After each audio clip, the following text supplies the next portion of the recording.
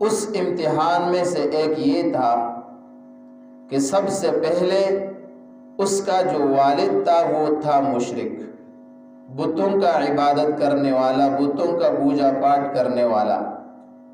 ابراہیم علیہ السلام نے اپنے باپ کو مخاطب کرتے ہوئے فرمایا کہ باپ کی عظمت، مقام یہ ہمیں شریعت نے اور اللہ نے ہمیں بتایا ہے، وہ اپنی جگہ پہ ہے، لیکن جس عقیدے کو تم نے اپنایا ہے تو یہ عقیدہ مشرکوں کا ہے اور یہ صحیح نہیں ہے۔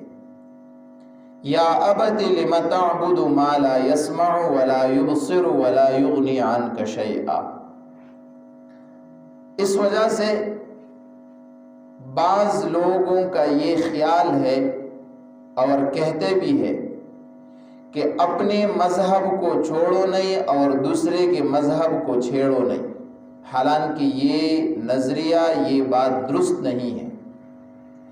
اگر اپنا مذہب ٹھیک ہے تو اس پہ مستقیم رہنا چاہیے، اگر ٹھیک نہیں ہے، غلط ہے، تو پھر اس بات کو نہیں کرنا چاہیے کہ نہیں، جو بھی میرا عقیدہ ہے، جو بھی میرا عمل ہے، جو بھی باپ دین کی طرف سے دین پہ میں چلتا ہوا آ رہا ہوں، بس اسی کو اپناؤں گا، چاہے غلط ہو یا صحیح ہو۔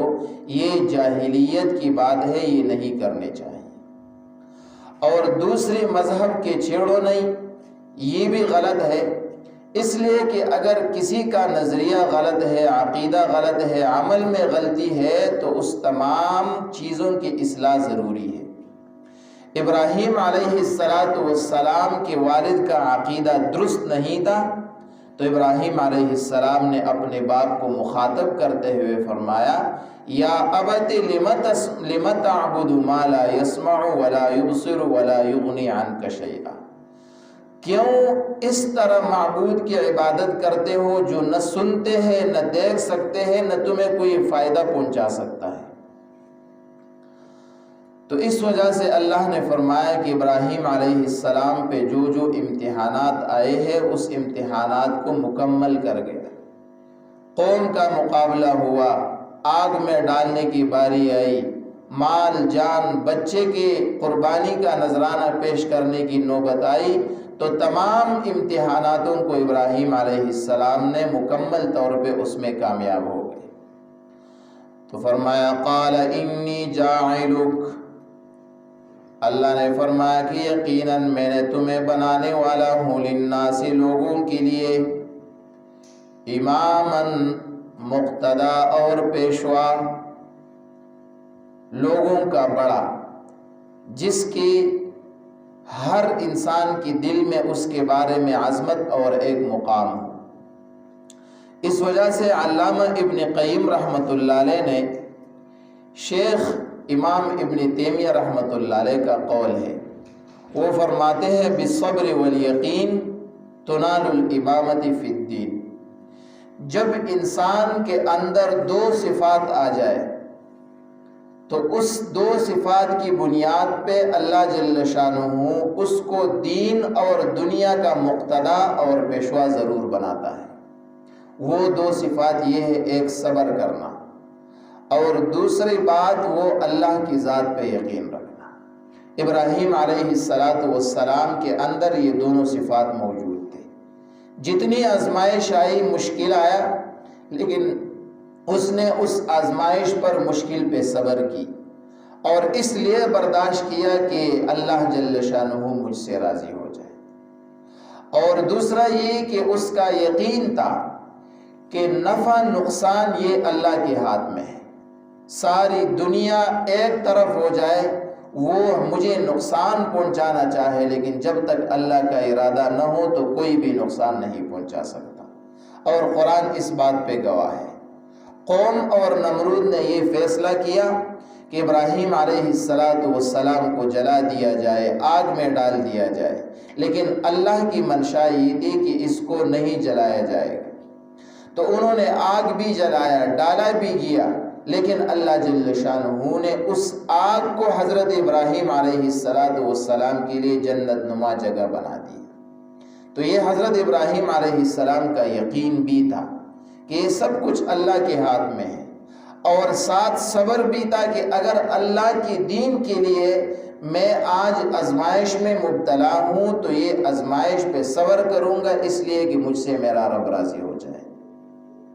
تو اس لیے اللہ نے فرمایا انی جاعلک للناس امام، میں تمہیں تمام مخلوقات کے لیے، لوگوں کے لیے امام اور مقتدا پیشوا بناؤں گا۔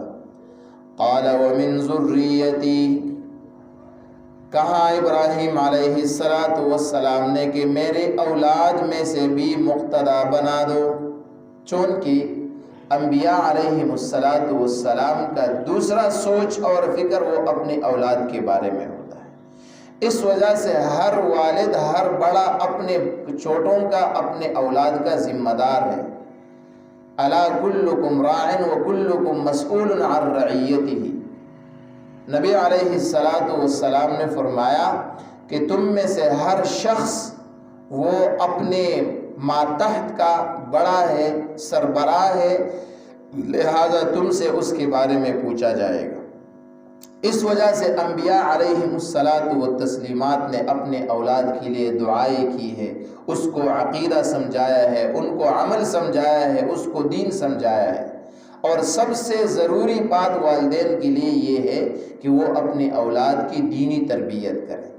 کمال یہ نہیں ہے کہ والدین اپنے بچوں کے لیے زیادہ کمائے، اچھا گھر بنائے اور اس طرح ان کے لیے سہولیات مہیا کر دیں، یہ تو اپنی جگہ پہ، لیکن با کمال والدین وہ لوگ ہیں جو اپنے بچوں کی دینی تربیت کی فکر ہمیشہ کے لیے کرتے ہیں۔